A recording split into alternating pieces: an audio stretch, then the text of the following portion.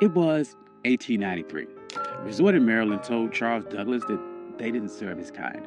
They thought by denying him a meal, they were putting him in his place. But he didn't argue. He didn't march. He walked down the beach, found the property line, and bought 40 acres right next door. He didn't ask for a seat at the table. He bought the ground the table was sitting on. This is the story of how Charles Douglas turned a restaurant rejection into the first black municipality in the state of Maryland. This is One Mic Black History, and if you like stories like this, you can find more stories like this at onemichistory.com. But without further ado, let's get started. To understand this heist, you have to understand the insult. It was August of 1893. The Chesapeake Bay was the playground for Washington and Baltimore's elite. The system at the time called the place Bay Ridge. It was known as the Queen of Chesapeake. It was a grand hotel, massive boardwalk, and a restaurant that promised the finest dining on the East Coast. Charles Douglas and his wife Laura, they weren't there to make trouble. They were blackocracy. Charles was a high-ranking official at the Treasury Department. He was polished, he was wealthy, and he was a veteran. He walked into the restaurant at Bay Ridge and asked for a table. The waiter did not look at Charles's uniform. He didn't look at his credentials. He just looked at his skin color and said, "We don't serve your kind here." Now, this is the moment where the struggle would usually kick in. The textbook version of this story would tell you how sad Charles was. It would talk about the pain of segregation. But Charles Douglas didn't have time for that. He had a military mind. And he looked around the restaurant and saw white families eating. He saw the owners counting money. And he realized that their business was built on a territorial monopoly. They thought that they owned the prestige of the water. They thought by banning him, they were keeping the luxury for themselves. Charles walked out of that restaurant, but he did not leave the area. He walked down the beach, he crossed the property line, and he stood on the dirt right next to the people that insulted him. He was looking at a 40-acre tract known as Bashir's Farm. It was rugged, overgrown patch of coastline. To the owners of Bay Ridge, it was a waste of space. To the system, it was unimproved land. But to the Colonel, it was the high ground. Charles Douglas knew something the owners of Bay Ridge didn't. The system is only as strong as its borders. Bay Ridge was a fortress of whiteness, but the walls ended at the property line. If Charles could control the land right next to them, he didn't need their permission to exist. He could create a parallel world that Jim Crow laws of public accommodations could not touch. See, in 1893, separate but equal wasn't even legal doctrine yet. That would not happen for another 3 years with Plessy versus Ferguson. But the private property doctrine was already ironclad. The law of the land said that a man could do whatever he wanted with the dirt that he owned. Charles realized that public space was a trap. If you relied on the public to treat you fairly, you were a beggar. But if you owned the private, you were sovereign. So he went to the owner of the 40-acre farm, a man by the name of Daniel Bashir. He didn't ask for a favor. He brought money. He offered him $5,000 cash. In 1893, that was an astronomical sum. It was roughly the equivalent of about $175,000 in today's money. But the strategic value was worth millions. Bashir took the money. He signed the deed. And on that day, the Queen of Chesapeake lost its monopoly. Charles Douglas didn't just buy a farm. He bought the gateway to the bay. He went to the restaurant owners to refuse him a sandwich, and he didn't say a word. He just started building. And the first thing Charles did wasn't build a resort for the masses. He built a fortress for his legacy. He built a home for his father, Frederick Douglass. He called it the Twin Oaks. But he didn't just build it anywhere. He positioned the home with military precision. Frederick Douglass had been enslaved on the eastern shore of Maryland. He looked across these same waters as a boy, dreaming of a world where he wasn't property.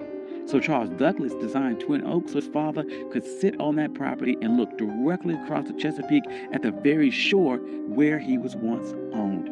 This was psychological warfare. It was a message to the system that if you didn't lose a slave, you lost the entire coastline.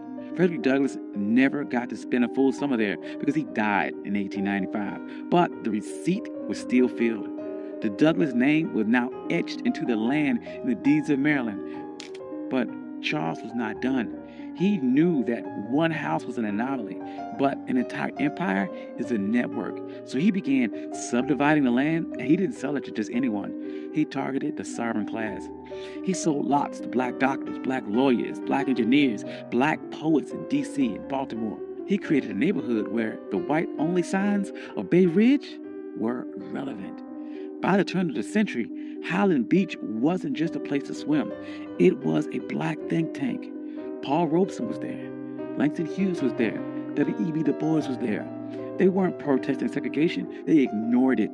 They built their own hotels. They built their own pier. They built a community center. They built a closed economy where black money stayed in black pockets and black dignity was the default setting. Now, there's no way the system sat back and watched this happen. The owners of the white resorts nearby were furious. They saw the private property loophole working against them, and they realized that they had lost control of their territory. So they tried to use paper weapons. First, they tried to use vagrancy laws. They sent the police to harass people walking between the train station and Highland Beach. They wanted to make the journey so uncomfortable that the residents would give up. That didn't work. Highland Beach residents started their own shuttle service. They controlled the logistics. Then the white resort owners tried to use a legal glitch. They realized that Highland Beach was technically a part of an unincorporated area. They thought they could use local zoning boards to condemn the land or pass an ordinance that would tax the Douglass family into bankruptcy. They tried to treat Highland Beach like a nuisance. But the residents of Highland Beach were some of the smartest people in the state. They knew that in America, the ultimate hack for land was municipal status. In 1922, they executed their final move of the heist. They petitioned the state of Maryland to become an unincorporated town. They didn't want to be a neighborhood. They wanted to be government. They won. Highland Beach became the first black municipality in the history of Maryland. Think about the payoff here. Because they were a town, they had their own mayor, they had their own police department, and they had their own zoning board. When the white resort owners tried to pass laws against them, the people of Highland Beach just passed their own laws to cancel them out. They weren't marching and asking for civil rights. They were exercising their statutory power. By the 40s and 50s, Highland Beach was the summer Apollo.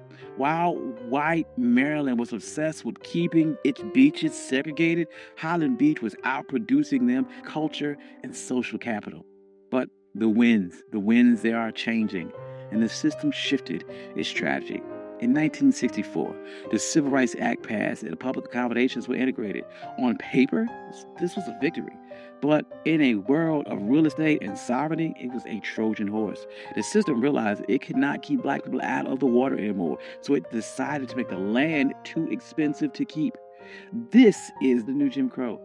As white developers realized that coastal property was the ultimate asset, they began using tax assessment and eminent domain and environmental regulations to squeeze black families off their land. In places like Hilton Head and Bruce's Beach in California, the system succeeded. They stole land back using the laws that were supposed to protect landowners. But look at Highland Beach today. Still there. It survived the rise of developers. It survives the collapse of other resorts. It survives because Charles Douglass didn't build a charity. He built a closed-loop system. The residents of Highland Beach understood that the land wasn't just for lounging. It was for continuity. They passed these down for generations. They created trust. They created a black culture of holding the line. During the Civil Rights Movement, we get caught up about the seat of the lunch counter. But Charles Douglass reminds us that the lunch counter is just a piece of furniture, and that if someone owns the building, they can always find a reason to move the chair or keep you out. The true power is owning the blueprints. Charles Douglass was told his money wasn't good enough for a meal, and he didn't waste a second trying to change that with his mind. He used that energy to change the map. He proved that when the system closes the door, you can't keep knocking till your fists are bloody. You can buy the hallway. You can buy the entire building. You can buy the entire beach.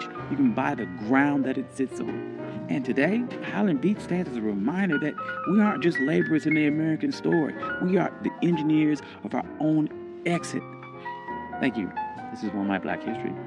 I'm your host, Country Boy. If you like stories like this, you can find more stories like this at onemyhistory.com. Hope you enjoyed this. This is something different. I enjoyed this a lot. Trying to do, once again, more stories about agency, about pattern interrupts, about people overcome, and how they took a system that was designed to keep you back and beat it and overcame or outsmarted that system. Hope you enjoyed that. I'd like to thank all my day ones. You guys are amazing. Thank you guys all for coming out. Like, financial contributors. Oh, yes. And if you don't see your name here, please reach out to me. I'll add your name. I'm sorry. I love you all. Peace.